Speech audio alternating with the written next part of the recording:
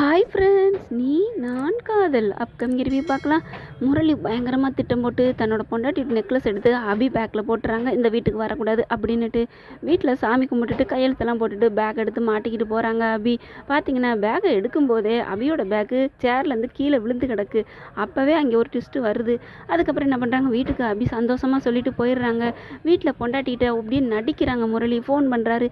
ஆமாம் நாங்கள் கண்டிப்பாக வந்துடுறோம் அப்படின்னு சொல்லிட்டு, அம்மம்மா நம்ம இன்னைக்கு ஃபங்க்ஷனுக்கு போகணும், நகையெல்லாம் எடுத்து போட்டுட்டு வா, அந்த நெக்லஸ் பரம்பரை நகை உங்கள் அம்மா போட்டது இருக்கே அதை போட்டுக்கிட்டு வா அப்படின்னு எடுத்து கொடுக்குறாங்க.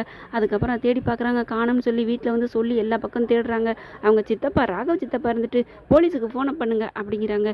ஏன் சித்தப்பா, போலீஸுக்கெலாம் வேணாம் அப்படின்னு அங்கே வர ராகவ் சொல்கிறாங்க. இல்லைப்பா, போலீஸ் வந்து விசாரிச்சாதான் கண்டுபிடிக்க முடியும். சரிப்பா, இப்போ ஓ இஷ்டம் அப்படின்றாங்க. அதுக்கப்புறம் போலீஸ் வந்துடுது. போலீஸ் வந்தோடனே அங்கே முரளி இருந்துட்டு தவிக்கிறாங்க. ஐயோ என்ன பண்ணுறது, அபி வர்றதுக்குள்ள நம்ம ஒளிஞ்சுக்கிட்டோம் அவள் கண்ணில் படாமல். ஆனால் போலீஸ் வந்துருச்சே, இப்போ அபியை பிடிச்சிட்டு போலீஸுக்கு போயிடுவாங்களோ, போலீஸ் ஸ்டேஷனுக்கு. ஐயோ பாவமே. சரி பரவாயில்ல, பிடிச்சிட்டு போனேன் என்ன, நம்ம எப்படியாவது வெளியில் எடுத்துருவோம், வெளியில் எடுத்துட்டா நம்ம மேலே அவங்க வீட்டில் நல்ல மரியாதை கிடைக்கும் அப்படின்னு ஒளிஞ்சிருந்துட்டு பார்க்குறாங்க. முரளி என்ன நடக்குதுன்னு ராகவ அடித்து சொல்கிறாங்க. அதெல்லாம் வேண்டாம், நகையெல்லாம் போனாலும் பரவாயில்ல அப்படிங்கிறாங்க. அஞ்சலி இருந்துட்டு என்ன பண்ணலாம் இப்போ, எங்கள் அம்மா கொடுத்த நகை அப்படின்னு சொல்லி தேடுறாங்க. போலீஸ் சொல்கிறாங்க யாராருமா வந்தது, அதை முரளி தான் ஞாபகப்படுத்துகிறாங்க. யார் கடைசியாக நம்ம வீட்டுக்கு வந்துட்டு போனதுன்னு. ஏன்னா அப்போ அபின்னு நேரடியாக சொல்லக்கூடாது இல்லையா, அதனால உடனே அவங்க இருந்துட்டு சித்தி, அவங்க ராகவ் சித்தி, அங்கே அபி தான் வந்தான், தோட்டக்காரன் வந்தான், அவ்வளோதான் அப்படிங்கிறாங்க. உடனே தோட்டக்காரனுக்கு ஃபோன் பண்ணி வர சொல்கிறாங்க. அபிக்கு ஃபோன் பண்ணி வர சொல்லுங்கிறாங்க ராகவ் சித்தி அக்கா கிட்ட. அதெல்லாம் முடியாது, எனக்கு நகையே கிடைக்காட்டியும் பரவாயில்ல, அபி நல்ல பொண்ணு, அதெல்லாம் நான் அவளுக்கு ஃபோன் பண்ண மாட்டேன் அப்படிங்கிறாங்க அஞ்சலி. ராகவும் அதே மாதிரி அடித்து சொல்லிடுறாங்க, வேண்டாம் அந்த மாதிரி அபி அந்த மாதிரி பொண்ணு இல்லை அப்படின்னு. முரளி என்னடா இப்படிலாம் பண்ணுற, அவன் மேலே இவ்வளோ நம்பிக்கை வந்துருச்சா உனக்கு அப்படின்னு செம்மையாக அப்படி காண்டாகிறாங்க.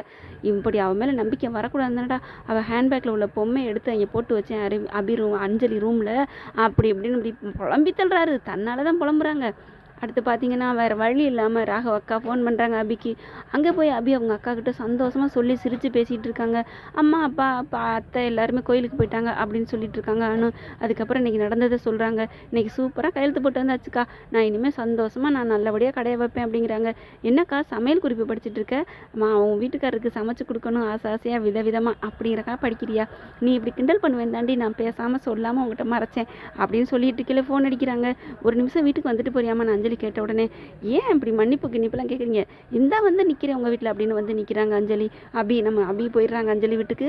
முரளி டக்குன்னு எஸ்கேப் ஆயிடுறாங்க. அஞ்சலி அப்படியே அபி வந்தோடனே என்னாச்சு, ஏன் எல்லாரும் போலீஸ்லாம் வந்திருக்குன்னு விஷயத்த சொல்கிறாங்க. ஓ இதுதான் விஷயமா, அப்போ நான் எடுத்துகிட்டு போயிட்டேனான்னு என்னை பார்த்து செக்கப் பண்ண கூப்பிட்ருக்கீங்க, அவ்வளோதானே, செக்கப் பண்ணிக்கங்கன்னு பேக்கை தூக்கி கொடுக்குறாங்க. உடனே ராகவ் சித்தப்பா, நீ எடுத்த நகையை பேக்கில் வச்சுருப்ப, எங்கேயாவது வச்சுருப்ப அப்படிங்கிறாங்க. இன்ஸ்பெக்டர் போலீஸை பார்த்து சொல்கிறாங்க, நீங்கள் இவளை கூட்டிகிட்டு போய் விசாரிக்கிற விதத்தில் விசாரிச்சிங்கன்னா உண்மை வரும் அப்படிங்கிறாங்க.